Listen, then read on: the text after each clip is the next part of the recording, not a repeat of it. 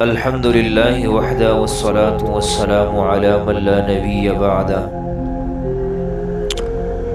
معزز سامعین کرام، اللہ تبارک و تعالی جل جلالہ نے قرآن کریم کی ہر آیت اور ہر صورت میں بے پناہ فوائد، برکات اور خواص رکھے ہوئے ہیں۔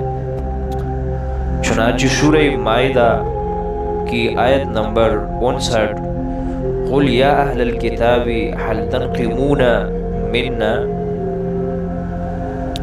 یہ مکمل آیت دشمن کے چہرے کو سیاہ کرنے، اسے رسوا کرنے اور اس کے ذہن کو گم کرنے کے لیے مفید ہے۔